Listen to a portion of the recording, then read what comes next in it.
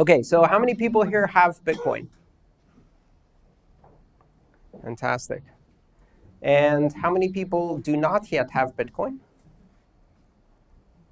And the difference is the people too shy to raise their hand. OK, great.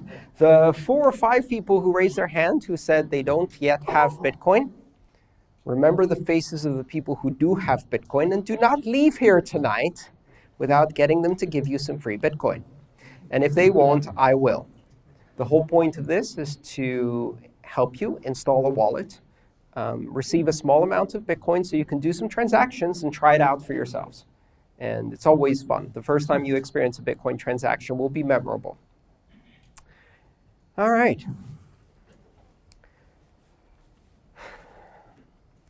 The topic of today's talk is proof of work and the monument of immutability. I want to talk specifically about immutability and what that means in this new era of digital currencies, what it means to have a digital system that is unchanging. Immutability is a tricky concept. First of all, because it doesn't really exist, right? Everything changes. There is no thing in nature that is forever unchangeable.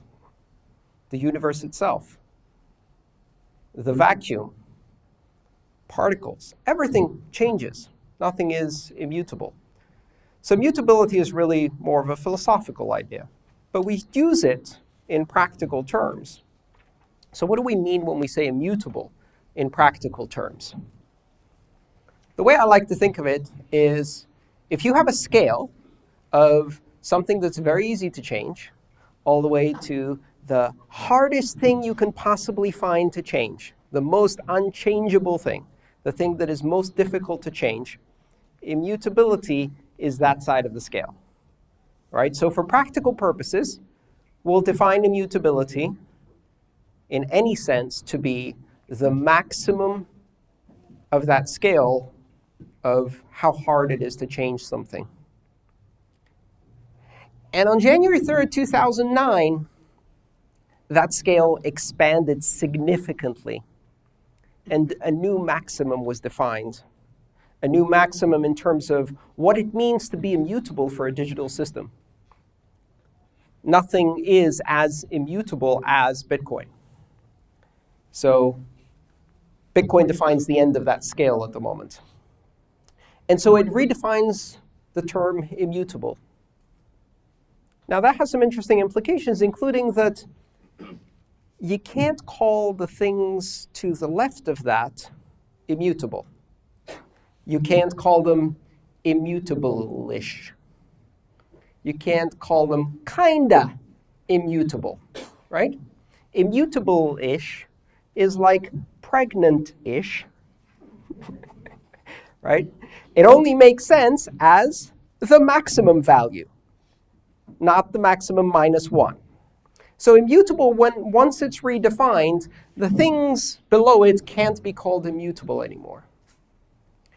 And so why is Bitcoin immutable? What gives the Bitcoin blockchain the characteristics of immutability? What is it that makes it unchangeable? And the first answer that most people go for is the blockchain. The blockchain makes Bitcoin immutable because every block depends on its predecessor, creating an unbreakable chain back to the genesis block. And therefore, if you change something, it would be noticed, therefore it's unchangeable. And that is the wrong answer. Because it's not really the blockchain that gives Bitcoin its immutability. And that's a really important nuance to understand. The blockchain makes sure that you can't change something without anyone noticing. And in security, we call that tamper evident, meaning that if you change it, it is evident. You cannot tamper it without evidence of your tampering. Tamper evident. But there's a higher standard in security, what we call tamper proof. And tamper proof is something that cannot be tampered with. Not just will be visible if it's tampered with, but cannot be tampered with, immutable. And the characteristic that gives Bitcoin its tamper proof capability is not the blockchain, it's proof of work. Proof of work is what makes Bitcoin fundamentally immutable.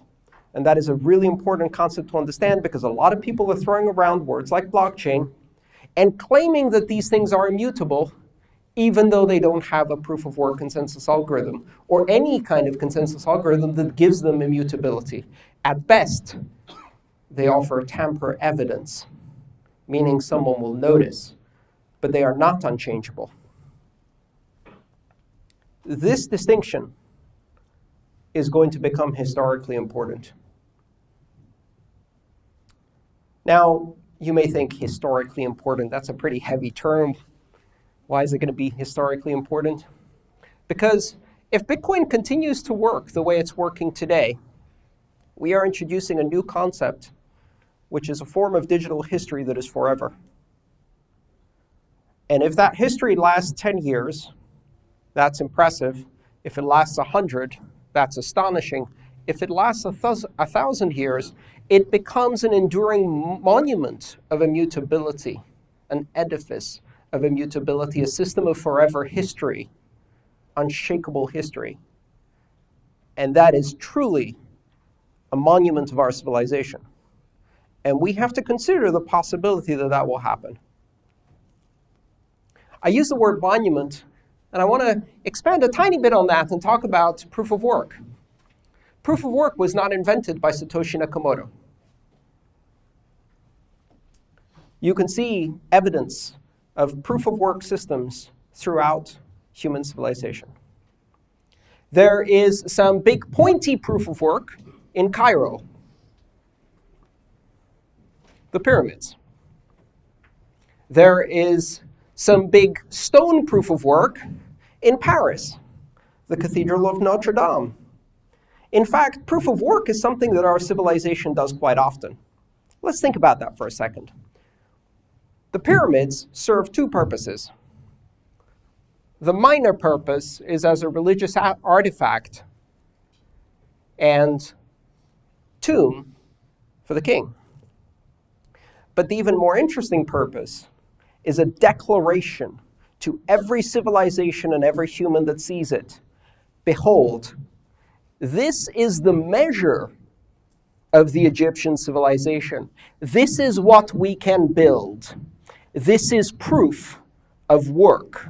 You cannot build this on the cheap. You cannot build this in a civilization that doesn't have abundant resources. You cannot build this unless you can feed 20,000 people to not do anything but this. You cannot build this unless you can guard it with soldiers. You cannot build this unless you commit resources for decades or centuries. This cannot be built cheap. And the pyramids stand today as a testament of proof of work for the Egyptian civilization. And anyone, without even understanding what this thing is, riding up in the desert on a camel, going over that hill, and seeing a stone monument that's a few hundred feet in the air, looks at that and goes, wow. And wow is an expression of believing the proof of work, right? Because they immediately and intuitively understand something great built that, and there is no cheap way to do it. The Cathedral at Notre Dame is the same thing. Marshalling thousands of stone masons over hundreds of years to build a monument to the church, a monument of religion that made people stand in such awe that they could only even give it divine origin. They could but believe that only a religious order could do something like that. It says, behold the church, what we can do. That kind of open expenditure of resources to make a point is proof of work. And we see this again and again in civilization. But until now, we've only seen it in local environments for a specific country, organization, or civilization. Bitcoin is the first planetary scale, digital monument of proof of work. And to those who come later, we will be able to say, behold, this monument of immutability built over decades. Marvel at its function as well as its elegance. Because it has function. Unlike the pyramids and the cathedrals, it serves a purpose, a practical purpose. And that practical purpose is to become a record of history forever, to become the definitive and authoritative source that cannot be modified, the record of truth that cannot lie. And once a transaction is embedded into the blockchain, the Bitcoin blockchain, and secured by proof of work, it becomes incredibly difficult to change. This is a thing that most people don't understand. So let's break it down a tiny bit and look at some of the technicals behind it. But Andreas, what if 51% of the miners decide to change it? What if there's a consensus attack? What if a well-funded government invests heavily in hashing equipment in order to go back and change the blockchain?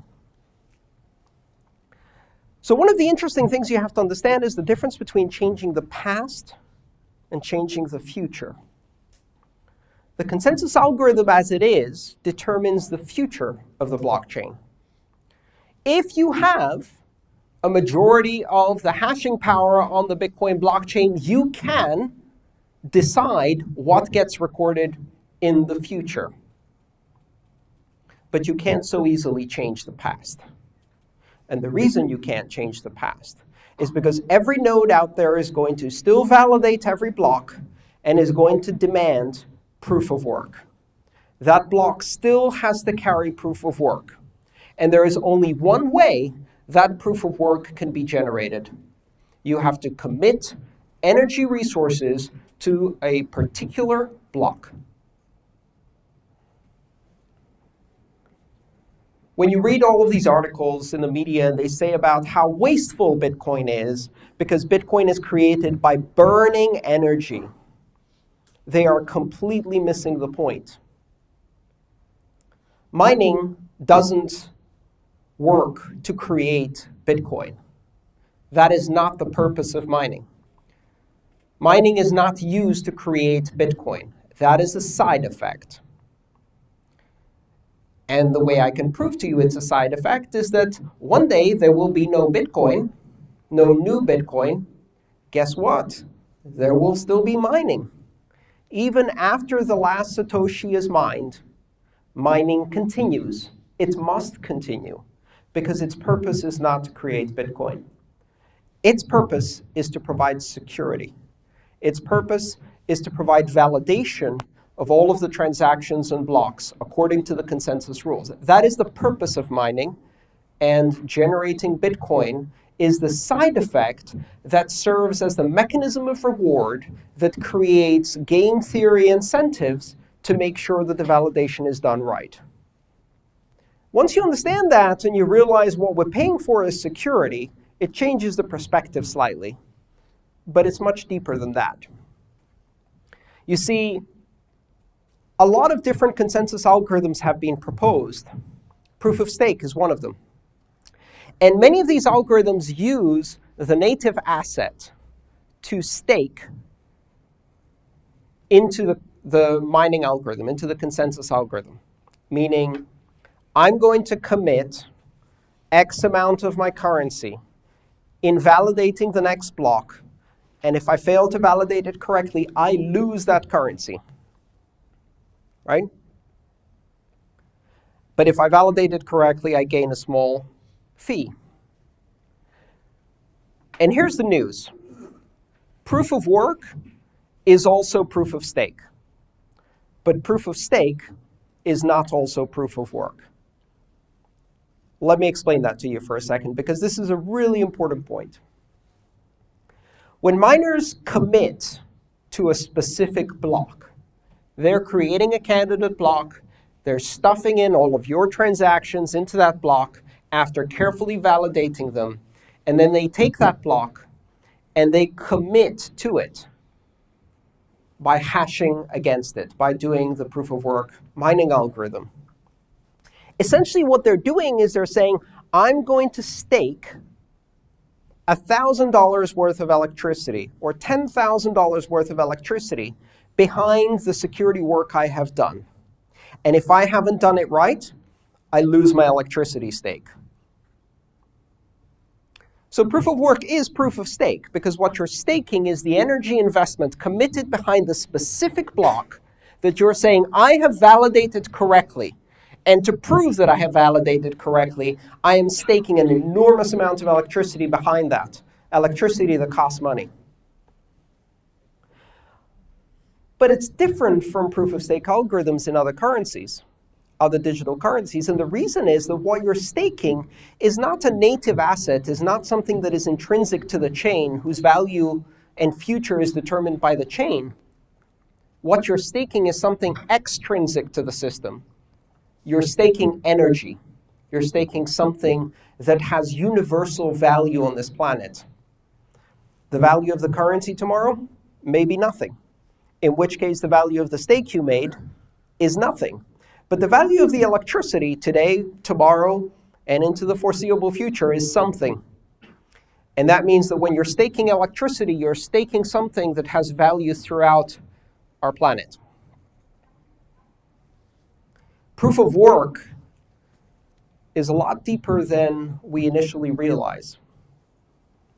I have a question here. Let's take questions at the end.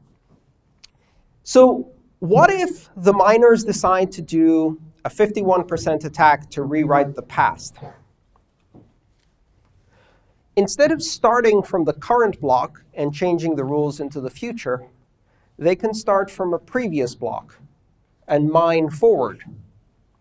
And if they have 51% of the hashing power, they will eventually reach the current block in the minority chain and exceed it. They will win the race eventually. So then the question is, how long do they have to sustain it? Let's take a simple scenario. Let's say we want to go back and change history 3 weeks ago. 3 weeks doesn't seem like a long time. In Bitcoin, it's an eternity. Every day, 500 megawatts of electricity are used continuously to feed the mining process. It's just a ballpark figure. It might be more, it might be less right now. Just use that as a ballpark figure. 500 megawatts in 24 hours is 12 gigawatts of electricity, 12 gigawatt hours of electricity expended per day.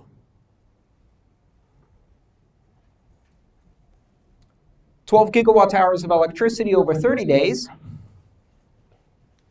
is 360 gigawatt hours of electricity. Over 12 months, that's 3.6 terawatt hours of electricity in a year. 3.6 terawatt hours of electricity is a lot of electricity. But it's only a lot of electricity if you take it all at once. If you take it on a daily basis, on a 500 megawatt basis running forward, it's enough to keep the Bitcoin network secure. But here's the thing. If you try to go change Bitcoin, it starts adding up pretty fast. You go back 3 weeks. With 51% of the hashing power, how long will it take to remine the blocks of the last 3 weeks? Anyone? 6 weeks. Yeah? Not quite. Some interesting things happen in between. The first week of blocks will take you 2 weeks to mine, and then at 2 weeks you're going to have a difficulty change, which is going to drop your difficulty, and then it's going to take another 2 weeks to mine the next 2 weeks of blocks. So you're going to end up approximately at 4 weeks total to mine 3 weeks worth of blocks. Here's the problem. The other side didn't stop mining, right? At 49%, how long does it take them to mine? So by the time you get to where you were when you stopped mining the majority chain and you tried to rewrite the history, they've also mined at least 2 weeks ahead. If they got the difficulty changed too, they've mined even further. So now you have to mine a bit more to overtake them. Meanwhile, the miners who are doing this exercise are earning nothing. Presumably, they're part of the same hashing power that mined the first time around. Presumably, they already had 51% of the power when they were mining the first time around. And now that they're trying to remine the last 3 weeks of blocks, well, they've already banked the rewards. But they've banked them on the other chain, which they're making invalid. So now they're going to get rewards on the new chain, but only if they give up the rewards that they banked on the other chain, which means effectively they're going to spend 3 to 4 weeks at 500 megawatts mining for free. Meanwhile, what happens on the other chain? On the minority chain, you're a 49% miner, and you're now mining a minority chain. It's going to be hard. First 2 weeks is going to be slow. You're going to be doing blocks every 20 minutes. But your share of the mining capacity just doubled, which means your profitability just doubled. So you're getting more reward for the same amount of mining. And if that chain still has value, you're making quite a bit of money because you now have a bigger market share. In fact, the more people abandon the chain, the more profitable it is for the minority. And all you have to do is peel off 2%. All you have to do is persuade 2% of the people who are mining for nothing to come mine on the chain where we're mining for double rewards. How hard is that going to be? Which means that actually sustaining a 51% attack for 4 weeks is brutally hard. Now, of course, that means you'd probably only do it if you had 75%, 80%. Ethereum started with 90. At some point, they went as low as 70% on the majority chain when they did their fork. That's a pretty big drop. So you have these economic incentives that make it very difficult. Now, please notice, I've been talking about 3 weeks. Bitcoin is 7 years old. What if you wanted to change a transaction that was last year?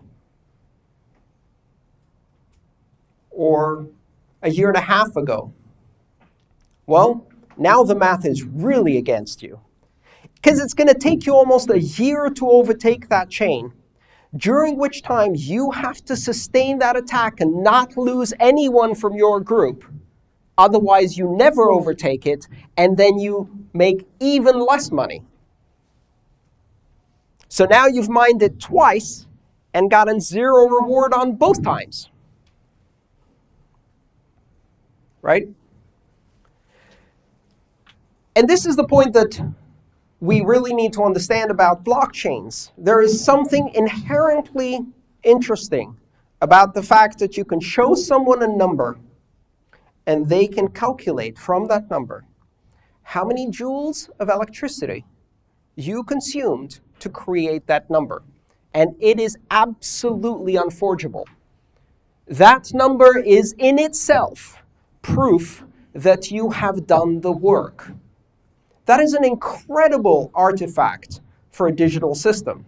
The fact that by presenting a number to a system that has never seen the history of the blockchain, that may have joined later, that may be seeing a false history of the blockchain, but you show it a block that has proof in it, and you show that node that number, and they know it's real, and they know it took that much work to produce that number. There is no way to fake it. For a digital system, that's as close to real as it gets. This is a monument of immutability, built block by block. And these blocks are now towering into the sky, 420,000 of them, containing a cumulative amount of work that is absolutely gobsmacking. And it cannot be changed or forged without not only the other person knowing it has been changed, but without you actually expending the energy all over again. There is no shortcut. And that is the difference between tamper evident and tamper proof. You could disconnect from the blockchain today, not look at it for 3 years, come back 3 years later. I can present you a single number and say, do you believe this is an actual block from the blockchain? And you would be able to say with complete confidence, yes. The amount of work evidenced by this block could not have been produced any other way than if during the entire time I was gone, you were expending energy at the predicted rate, and you came up with this artifact. I only need to see the pinnacle to know that it's a real blockchain. Only the last block, one number, and I know how much work has gone into it cumulatively. Because it tends to have ever-increasing work. The longest difficulty chain wins. Bitcoin is not just simply a system of accounting. It is the first digital artifact that provides forever history, that provides true digital immutability. There is no other system that provides digital immutability at that level. It is a planetary scale, thermodynamically guaranteed, self-evident system of immutability. Planetary scale, because in order to do it, you need to marshal resources that only exist in a planetary scale effort. Thermodynamically guaranteed, because you can calculate the exact amount of energy it took to create it, and there is no shortcut. Information theory tells us that to flip that many bits takes this many joules, and there is no way to do it otherwise. Self-evident, because the number that is produced as proof of work tells you exactly how much work has been done cumulatively. And it really is a monument. Now, then the interesting question arises. Can we really afford this? Is this a waste of energy? There is no thing on the planet that produces a digital record that is self-evidently immutable at this scale. Nothing. It is the only platform on which you can embed data that will be guaranteed immutable within a few blocks. 1,000 blocks after you put data in, there's no going back. That data is not going to change. Okay, maybe if you put it in and it's only 3 blocks old, maybe it can change. 6 blocks old, 144, oh, this is getting tough. And that's a day. A week old, done. Done. It's part of permanent history. Our ancestors said, this is as good as written in stone. Our grandchildren will say, it is as good as written on the blockchain, because it is the new standard of immutability and it is globally accessible. Any application can leverage that capability. Other currencies, other chains, smart contracts, they can all checkpoint against the Bitcoin blockchain. And as long as we continue to build the monument, their little inscription, like a piece of graffiti etched into the base stones of the pyramids, will be there, potentially for centuries. And they can import immutability for the low, low price of a transaction fee. That, if you consider it immutability as a service, is an astonishing application. It has enormous implications for software. It has enormous implications for the Internet of Things, for information security, for other systems of currency, for systems of record, title, registration, birth records. History can be written on the blockchain for the low price of a transaction fee, and it may well be there for a very long time, but as long as it's there, it cannot be changed, and everyone can validate it. That is not a waste of electricity. That is the first practical application of digital immutability, and it is expensive. But it's expensive because it's giving us something on a planetary scale, and we only need one, really. And it's probably too expensive to build too. And that just means that the network effect is even more awesome because we already have one and it's doing quite well. That one can support all of the other applications. The other applications can do much more lightweight proof of stake. But if they really want immutability, not tamper evident, tamper proof, they need to subscribe to a service on the Bitcoin blockchain. They need to record their data on the Bitcoin blockchain. If you're a banking consortium and you are signing transactions in a distributed ledger technology by taking turns, what is the cost of fabricating the past? What is the cost of rewriting history? Of saying, WikiLeaks never received any of your funds, any of your donations. We reversed all of those transactions. What is the cost of that? Thermodynamically, nothing. In on-chain money, doesn't matter. We created the on-chain money. We can create more of it. As long as there is no proof of work behind it, the cost of rewriting a ledger like that is zero. And if you can, you will. And if you can, you'll be coerced to. And if you can, when you get a subpoena, you must. And so these blockchains are not immutable. These blockchains are mutable as hell. They're fickle blockchains, to go to the other side of the scale. They're transient. They're meaningless. They have no weight of history behind them. They are whatever the last signer says they are. They have no weight. This year, we're at war with Oceania. Next year, we will always have been at war with East Asia. History is written by the victors, not on the Bitcoin blockchain. We don't do 1984 on the Bitcoin blockchain. History is written by the expenditure of real-world energy, and there is no cheap way to forge that history. Thank you.